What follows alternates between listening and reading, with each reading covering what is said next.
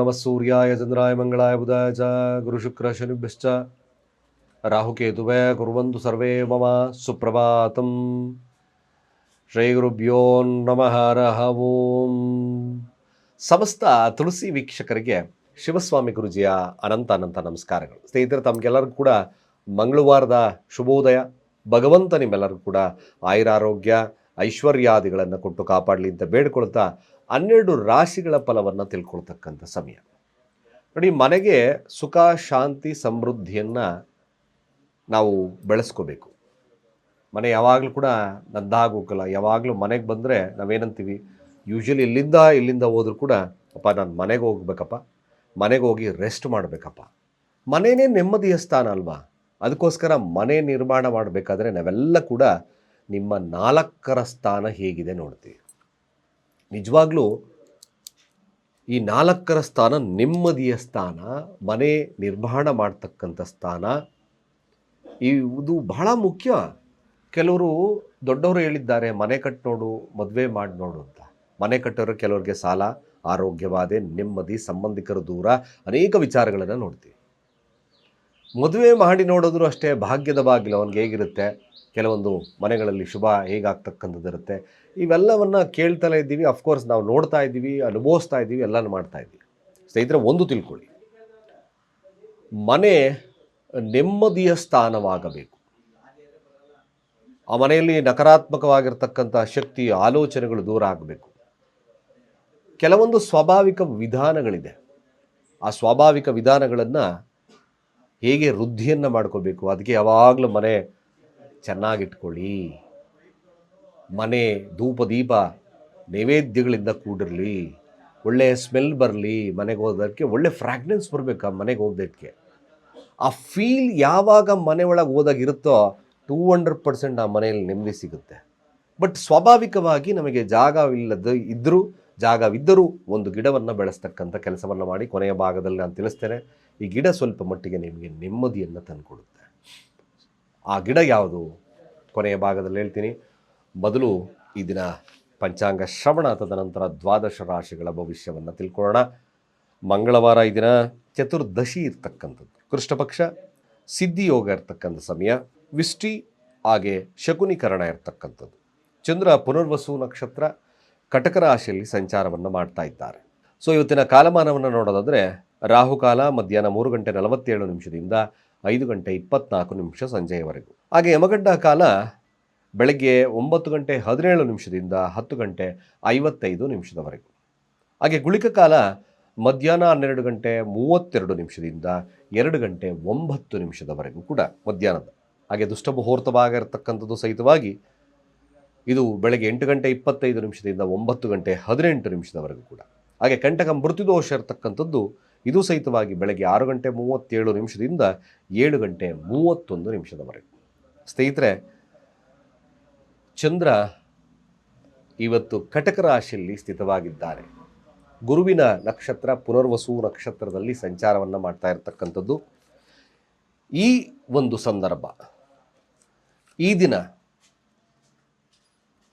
ಗುರುವಿನ ಒಂದು ಅಸ್ತಂಗತ ತ್ಯಾಗ ಕೂಡ ಆಗುತ್ತೆ. ಈ ಅಸ್ತಂಗತ ತ್ಯಾಗದಿಂದ ಯಾವ ರಾಶಿಗಳ ಮೇಲೆ ಶುಭ ಇರ್ತಕ್ಕಂಥದ್ದು ಇರುತ್ತೆ ತಿಳಿಸ್ಕೊಡ್ತಾನೆ. ಇವತ್ತಿನ ಒಂದು ವಿಶೇಷವಾಗಿರ್ತಕ್ಕಂಥ ಫಲಾನುಫಲಗಳು ಹೇಗಿರುತ್ತೆ 12 ರಾಶಿಗಳ ಮೇಲೆ ನೋಡೋಣ. ಮೊದಲು ಮೇಷರಾಶಿಯವರ ಫಲಾನುಫಲಗಳು ನೋಡಿ. ಮೇಷರಾಶಿಯವರಿಗೆ ಈ ದಿನದೊಂದು ಜ್ಞಾನೋದಯವಾಗಿರ್ತಕ್ಕಂಥ ಕಾಲ.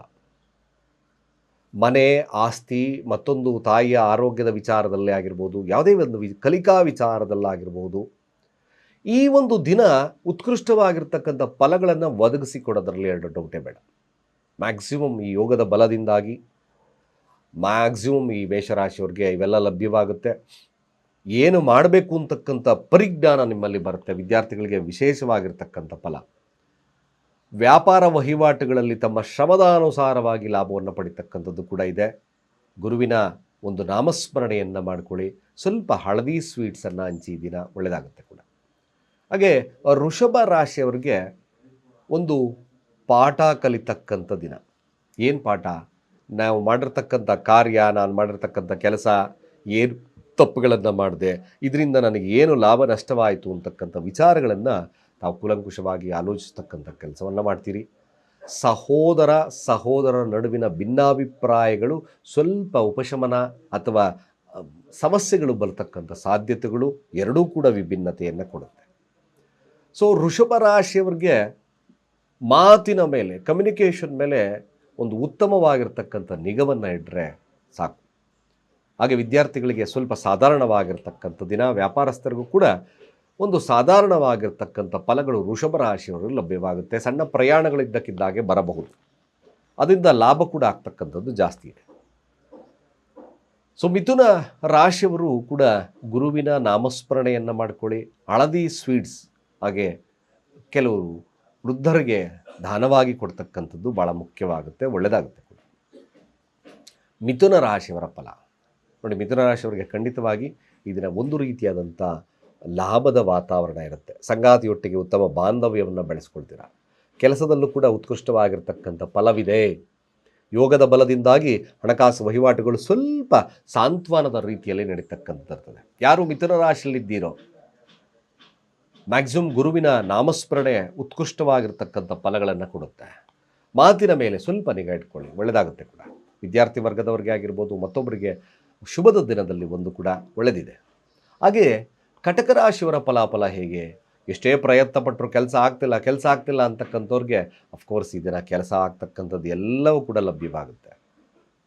ಶತ್ರುಗಳು ಮಿತ್ರರಾಗ್ತಕ್ಕಂಥ ದಿನ ಕೂಡ ಆಗುತ್ತೆ. ಕಟಕ ರಾಶಿಯವರಿಗೆ ತನ್ನ ಪ್ರಯತ್ನದಿಂದ ಲಾಭವನ್ನು ಪಡಿತಕ್ಕಂಥ ದಿನ. ಯಾವುದೇ ಕ್ಷೇತ್ರ ಫಲದವರಿಗೂ ಕೂಡ ಒಂದು ಒಳ್ಳೆಯ ದಿನವಾಗಿ ಪರಿಣಾಮವನ್ನು ಕೊಡುತ್ತೆ. ಯುಟಿಲೈಸ್ ಮಾಡ್ಕೊಳ್ಳಿ, ಒಳ್ಳೆಯದಾಗುತ್ತೆ ಕೂಡ. ಸಿಂಹರಾಶಿಯ ಫಲಾಫಲ ಹೇಗಿರುತ್ತೆ? ಆಧ್ಯಾತ್ಮಿಕವಾಗಿರ್ತಕ್ಕಂಥ ಆಲೋಚನೆಗಳನ್ನು ಜಾಸ್ತಿ ಮಾಡ್ತೀರಾ ಕೂಡ. ಬಟ್ ವ್ಯಾವಹಾರಿಕವಾಗಿ ತಾವು ಈ ದಿನ ಸ್ವಲ್ಪ ಜಾಗರೂಕರಾಗಿ. ಯಾರು ಸಿಂಹರಾಶಿಯಲ್ಲಿದ್ದೀರೋ ಆದಷ್ಟು ಸ್ನೇಹಿತ, ಮತ್ತೊಂದು ವ್ಯವಹಾರ, ಪಾರ್ಟ್ನರ್ಶಿಪ್ಸು, ಈ ವಿಚಾರದಲ್ಲಿ ಸ್ವಲ್ಪ ಜಾಗರೂಕತೆ. ನೀವು ಕೂಡ ಸ್ವಲ್ಪ ಸಾಧಾರಣವಾಗಿ ನೋಡೋದಾದರೆ ಗುರು ತತ್ವ ಇರತಕ್ಕಂಥ ದೇವಸ್ಥಾನ ಅಥವಾ ಆಂಜನೇಯ ದೇವಸ್ಥಾನದಲ್ಲಿ ಒಂದು ಚಂದನದ ಅಭಿಷೇಕವನ್ನು ಮಾಡಿಸಿ ಪ್ರಾರ್ಥನೆಯನ್ನು ಮಾಡ್ತಕ್ಕಂಥದ್ದು ಒಳ್ಳೆಯದಾಗುತ್ತೆ ಕೂಡ. ಕನ್ಯಾ ರಾಶಿಯವರ ಫಲಾಫಲ ಹೇಗೆ? ವಿಶೇಷವಾಗಿ ಮದುವೆ ವಿಚಾರ, ಮನೆಯ ವಿಚಾರ, ವಿದ್ಯಾಭ್ಯಾಸದ ವಿಚಾರದಲ್ಲಿ ವಿಶೇಷವಾಗಿರ್ತಕ್ಕಂಥ ಲಾಭ. ಯಾರು ಕನ್ಯಾ ರಾಶಿಯಲ್ಲಿದ್ದೀರೋ ಈ ದಿನ ಕಂಕಣ ಭಾಗ್ಯದ ಮಾತುಕತೆಗಳು ನಡೀತಕ್ಕಂಥ ಸಂದರ್ಭ ಇರುತ್ತೆ. ನಿಶ್ಚಿತವಾಗಿರ್ತಕ್ಕಂಥ ಕಾರ್ಯಗಳಾಗ್ತಕ್ಕಂಥದ್ದು ಕೂಡ ಇದೆ. ಸಂಗಾತಿಯೊಟ್ಟಿಗೆ ಉತ್ತಮ ಬಾಂಧವ್ಯ, ವ್ಯಾಪಾರದಲ್ಲಿ ಲಾಭ ಬರ್ತಕ್ಕಂಥದ್ದು ಇದೆ. ಮಸ್ಟ್ ಅಂಡ್ ಶುಡ್ ಗುಡ್ ಇದೆ. ತುಲಾರಾಶಿಯವರ ಫಲಾಫಲ ನಿಜವಾಗ್ಲೂ ಹೇಳ್ತಾ ಇದ್ದೀನಿ, ತುಲಾರಾಶಿಯವರು ನಿಮ್ಮ ಪ್ರಯತ್ನವನ್ನು ಇದ್ದರೆ ನಿಮ್ಮ ಕೆಲಸ ಗಟ್ಟಿಯಾಗುತ್ತೆ, ಒಳ್ಳೆಯದಾಗುತ್ತೆ ಕೂಡ. ಬಟ್ ರಾಶಿಯಾಧಿಪತಿ 12ರ ಸ್ಥಾನದಲ್ಲಿ ಸಂಚಾರವನ್ನು ಮಾಡುತ್ತೆ. ನೆಗ್ಲೆಕ್ಟ್ ಮಾಡಿದ್ರೆ ಕೆಟ್ರಿ. ಇದೇ ತುಲಾರಾಶಿಯವರ ತತ್ವ. ದಾಂಪತ್ಯದ ವಿಚಾರದಲ್ಲಿ ಸಣ್ಣ ಪುಟ್ಟ ಸಮಸ್ಯೆಗಳು ಕಾಣಿಸ್ಕೋಬೋದು. ವಿದ್ಯಾರ್ಥಿಗಳಿಗೆ ಅತ್ಯಂತ ಶುಭದಾಯಕವಾಗಿರ್ತಕ್ಕಂಥ ದಿನ.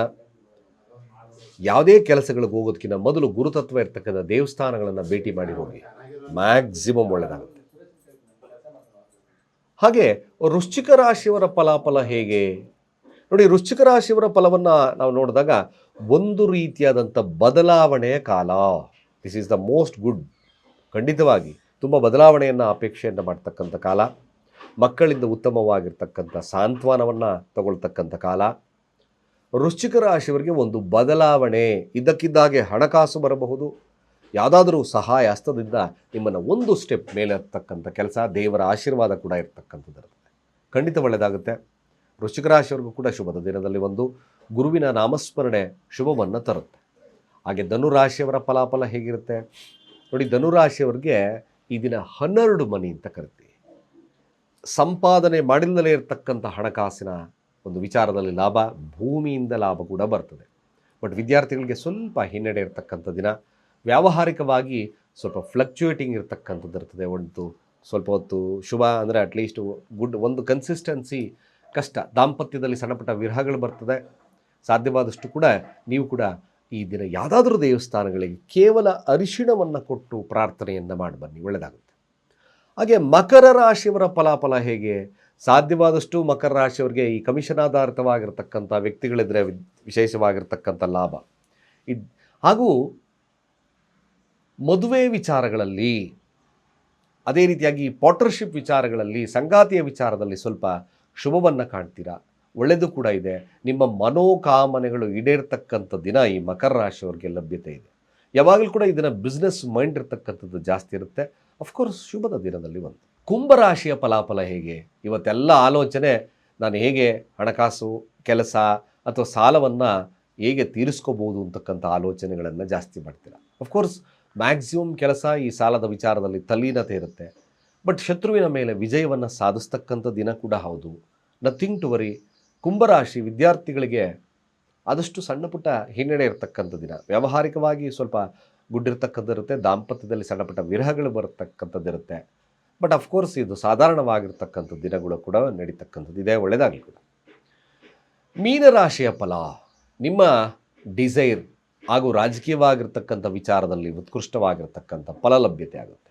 ಯಾರು ಮೀನರಾಶಿಯಲ್ಲಿದ್ದಿರೋ ರಾಜತತ್ವ, ರಾಜಕೀಯ ವಿಚಾರಗಳಲ್ಲಿ ತಲ್ಲೀನತೆ, ಮಕ್ಕಳ ಬಗ್ಗೆ ಚಿಂತನೆಗಳಿರ್ತಕ್ಕಂಥದ್ದು ಕೂಡ ಇದೆ. ವಿಶೇಷವಾಗಿರ್ತಕ್ಕಂಥ ರಾಜಯೋಗದ ಕಾಲ. ಖಂಡಿತವಾಗಿ ನಿಮ್ಮ ಮನೋಕಾಮನೆಗಳು ಈಡೇರ್ತಕ್ಕಂಥ ಕಾಲ. ಪೂರ್ವ ಪುಣ್ಯದಿಂದ ಅಭಿವೃದ್ಧಿಯನ್ನು ತಗೊಳ್ತಕ್ಕಂಥ ದಿನವಾಗುತ್ತೆ. ಒಳ್ಳೆಯದಾಗುತ್ತೆ ಕೂಡ. ಆರೋಗ್ಯದ ಸ್ಥಿತಿಗತಿಗಳು ಕೂಡ ಉತ್ತಮವಾಗಿರುತ್ತೆ. ಇಷ್ಟು ದ್ವಾದಶ ರಾಶಿಗಳ ಫಲಾನುಫಲಗಳು. ಸ್ನೇಹಿತರೆ, ವಾಸ್ತುವಿನ ಪ್ರಕಾರ ಮನೆಗೆ ನೆಮ್ಮದಿ ಬೇಕು. ಹಾಗೆ ಮನೆಯ ವಾತಾವರಣ ಶುಭ್ರವಾಗಿರಬೇಕು. ನಿಮ್ಮ ಮನೆಯ ಮುಂದೆ ಜಾಗವಿದ್ದರೆ ಖಂಡಿತವಾಗಿ ಎದುರಿಗೆ ಅಂತ ಅಲ್ಲ, ಆ ಕಡೆ ಈ ಕಡೆ ಸೈಡು, ನೀವು ಉತ್ತರಕ್ಕಿದ್ದರೆ ಈಶಾನ್ಯಕ್ಕಾದರೂ ಹಾಕ್ಬೋದು ಅಥವಾ ಉತ್ತರಕ್ಕಾದರೂ ಹಾಕ್ಬೋದು. ಮನೆಯ ಬಲ ಅಥವಾ ಎಡ ಯಾವುದಾದ್ರೂ ಆಗಿರ್ಬೋದು. ನಿಮ್ಮ ಮನೆಯ ಎಡ ಅಥವಾ ಬಲಭಾಗದಲ್ಲಿ ಜಾಗವಿದ್ದಲ್ಲಿ ನೆಲ್ಲಿ ಗಿಡವನ್ನು ಹಾಕ್ತಕ್ಕಂಥ ಕೆಲಸವನ್ನು ಮಾಡಿ. ಅಥವಾ ಗುರುಗಳೇ ನನಗೆ ಜಾಗ ಇಲ್ಲ ಅಂದರೆ ತುಳಸಿ ಪಕ್ಕದಲ್ಲಾದರೂ ಈ ಒಂದು ನೆಲ್ಲಿ ಸಸಿಯನ್ನಾದರೂ ಬೆಳೆಸ್ತಕ್ಕಂಥ ಕೆಲಸವನ್ನು ಮಾಡಿ. ವಿಷ್ಣುವಿನ ಅಷ್ಟೋತ್ತರವನ್ನು ಜಪವನ್ನು ಮಾಡಿ. ನಿಜವಾಗ್ಲೂ ಮನೆಗೆ ನೆಮ್ಮದಿಯನ್ನು ತರುತ್ತೆ ಹಾಗೂ ಸುಖ ಶಾಂತಿಯನ್ನು ಈ ನೆಲ್ಲಿಗಿಡ ತರ್ತಕ್ಕಂಥದ್ದು. ಆ್ಯಸ್ ಪರ್ ವಾಸ್ತುವಿನ ಪ್ರಕಾರ ಅನೇಕ ವಾಸ್ತು ಸಲಹೆಗಳಿಗೋಸ್ಕರ ನನ್ನ ನಂಬರ್ಗೆ ಡಯಲ್ ಮಾಡಿ ರಿಜಿಸ್ಟರ್ ಮಾಡ್ಕೊಳ್ಳಿ. ಮ್ಯಾಕ್ಸಿಮಮ್ ನಿಮಗೆ ಕಂಪ್ಲೀಟ್ ಸರಳವಾಗಿರ್ತಕ್ಕಂಥ ವಾಸ್ತುವಿನ ವಿಚಾರವನ್ನು ನಾನು ತಿಳಿಸ್ಕೊಡ್ತೇನೆ. ಸ್ನೇಹಿತರೆ, ಅದೇ ವೃಷಭ ರಾಶಿಯವರ ವಿಚಾರಕ್ಕೆ ಬಂದಾಗ ನೋಡಿ, ವೃಷಭ ರಾಶಿಯವ್ರಿಗೆ ಎಲ್ಲವೂ ಉಂಟು, ನೆಮ್ಮದಿ ಕಡಿಮೆ. ಏನು ಮನೆಗೆ ಸಂಸಾರಕ್ಕೋಸ್ಕರ ಅರ್ದು ಇರ್ತಾರೆ. ಎಲ್ಲ ಸೂಪರಾಗಿರ್ತಕ್ಕಂಥ ವ್ಯಕ್ತಿಗಳು. ಆ ಒಂದು ನೆಮ್ಮದಿ, ಒಂದು ಹಣಕಾಸಿನ ವಿಚಾರದಲ್ಲಿ, ಒಂದು ಉತ್ತಮವಾಗಿರ್ತಕ್ಕಂಥ ಜ್ಞಾನ ಸಂಪಾದನೆಗೋಸ್ಕರ ನೋಡಿ, ಆತ್ಮಸ್ಥೈರ್ಯ ಇವೆಲ್ಲಕ್ಕೋಸ್ಕರ ಇನ್ ಸನ್ಸ್ಟೋನ್ ಮತ್ತು ಕಾರ್ಲೇನಿಯನ್. ಈ ಕಾರ್ಲೇನಿಯನ್ ನಿಮಗೆ ಆತ್ಮವಿಶ್ವಾಸವನ್ನು ತರುತ್ತೆ.